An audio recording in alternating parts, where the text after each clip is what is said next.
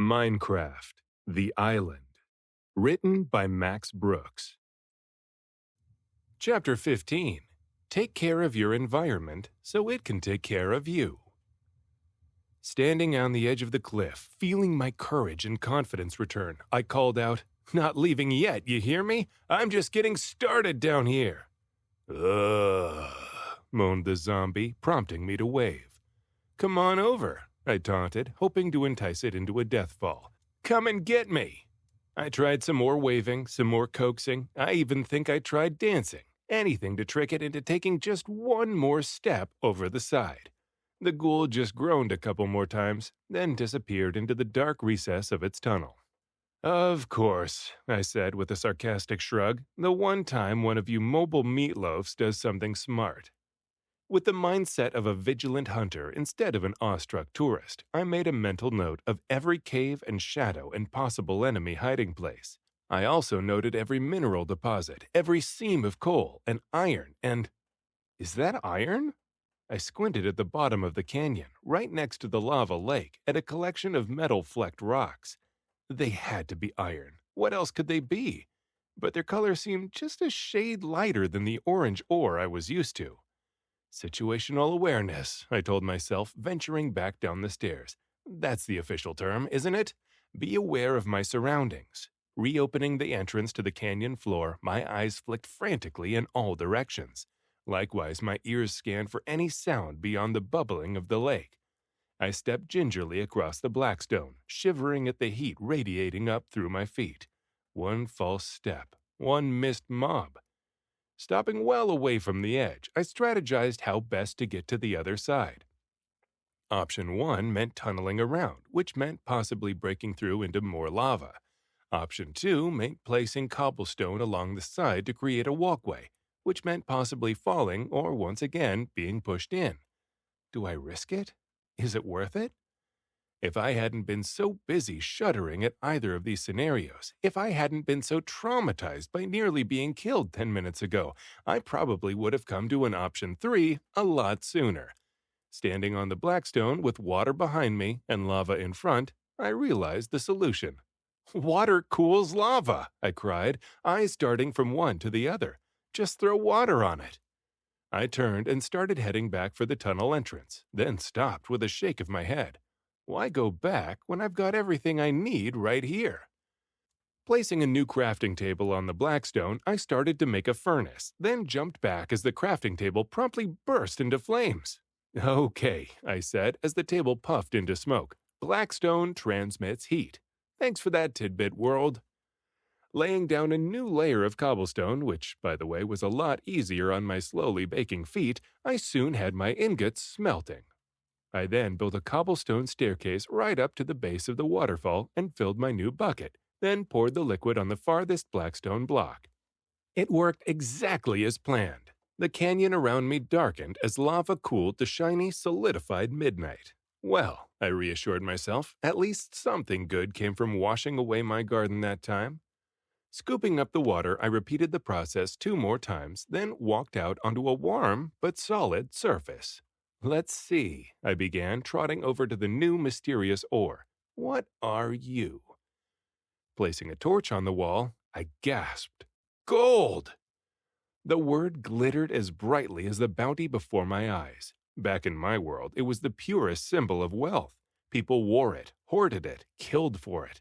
A plethora of terms were as embedded in our language as the rocks before my eyes. Gold rush, gold standard, golden opportunity. And, now in my case, gold fever. "Mine," I breathed hypnotically, the word taking on a double meaning. Mine. Attacking the rocks like an enemy in battle, I picked furiously for the irresistible ore. 2, 3, 4, 5. As the 6th gold-flecked stone fell away, I gaped at what lay behind it. These freckles were lighter, whitish blue, and sparkled like the stars. "Oh my," I whispered as a few swings freed the lustrous, finely cut gems. "Diamonds!" Minutes later, I was rushing up to the surface, bars of gold in one hand and a collection of diamonds in the other. "I'm rich," I trumpeted, dancing my victory dance across the meadow. The animals just looked at me for a minute, then went back to gobbling green. Don't you understand? I asked, waving the wealth at them. Don't you know what this means? Moo snorted with a sidelong glance. Yes, well, I tried to blow past her response. I know I can't buy anything with it on this island, but just look at it. Look how beautiful, how useful. Running over to the crafting table, I shouted, I mean, if iron is stronger than stone, then I held up the glinting golden helmet. See? Moo, countered the cow, forcing me to compare the two headpieces. True, the golden model looked prettier, but the metal itself seemed flimsier, softer, and less likely to protect me than iron. Yeah, well, probably won't make that much of a difference, I argued, refusing to admit she was right. Going back to the crafting table, I placed the 2 diamonds I'd gathered above a single stick and came away with the sharpest, hardest, most dazzling sword you can imagine. Ha! I belted. What do you say to this? Moo didn't say anything, and neither did the 2 parent sheep. At least I got an agreeable "bah" from Rainy. Told you this stuff was valuable, I strutted, marveling at the flashing blade. Move over, Protector, I said, packing away the obsolete iron cutlass, because it's time for Flash. Swaggering back to the hill, I called over my shoulder. Who knows what else I can make with more diamonds and gold? Weapons, armor, and maybe even new devices I hadn't even thought of yet. These were all justifications for the desire driving my feet. I'd fallen victim to a lot of things on this island. Hunger, fear, sleep deprivation, and now greed. We're in the money, I sang, recalling a tune much older than me. La-da-dee-dee-dee. Stepping down into the cave, I might have continued to saunter carelessly into the gloom, but I thought I saw a figure up ahead. Not a zombie or a skeleton.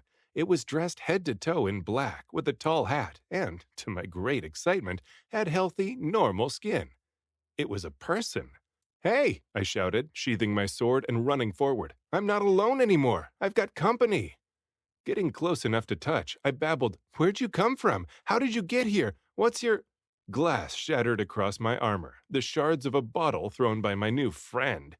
Suddenly, my body slowed, my limbs feeling like lead. What have you done? I slurred as a second bottle broke across my face. Nausea, pain, poison. Blood burning, lungs squeezing, I fumbled clumsily for my weapons. Ha ha ha ha, cackled my foe, actually taking pleasure in my suffering. This wasn't a dumb beast acting on pure instinct. This being could think, could feel, could choose to do me harm. This was what my world judged as evil.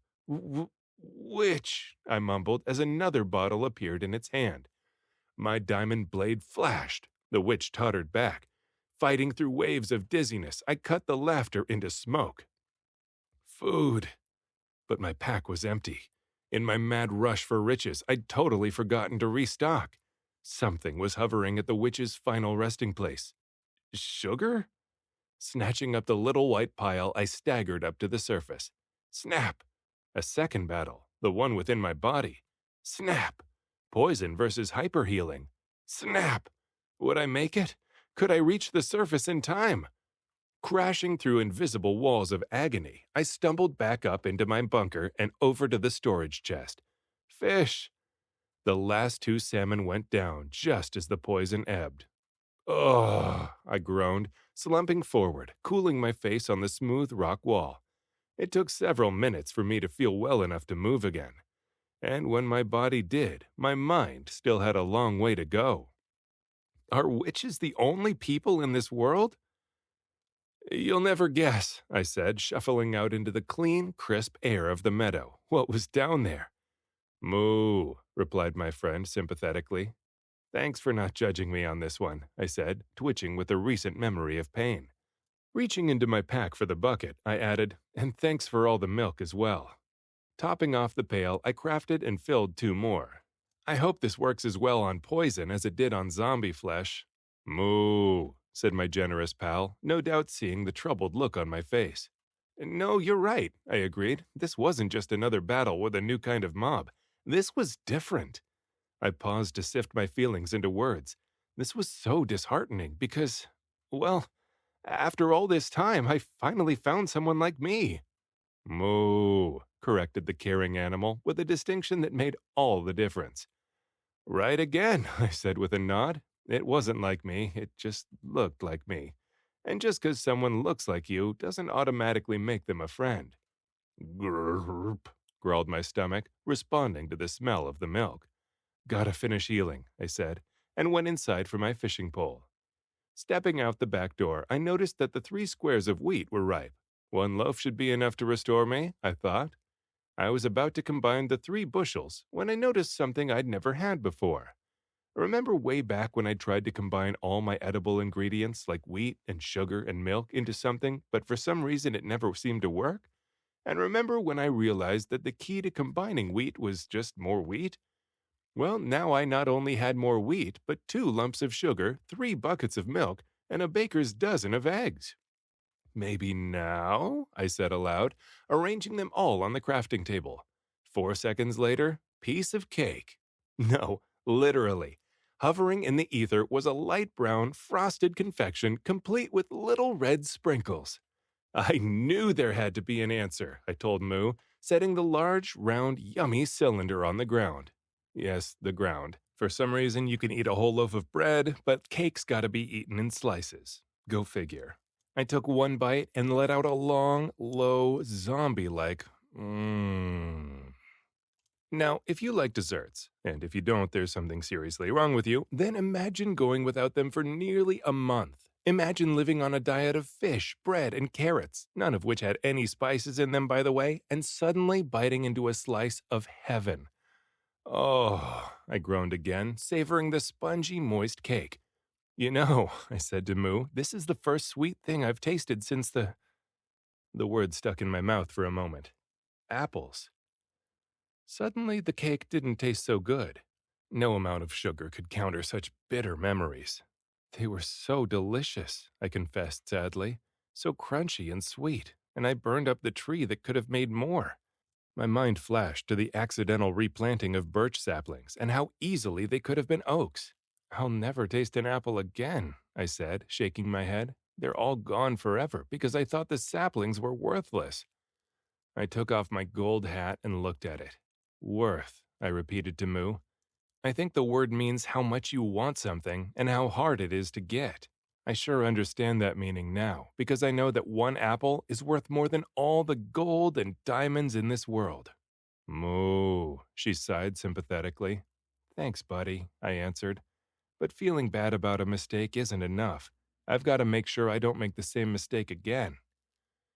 Turning to the rest of the animals, I announced, from now on, I'm dividing the island in half. From Disappointment Hill to the eastern beach is mine. I can change it, develop it, do whatever I like with it. But from the meadow to the western claw, the island belongs to itself.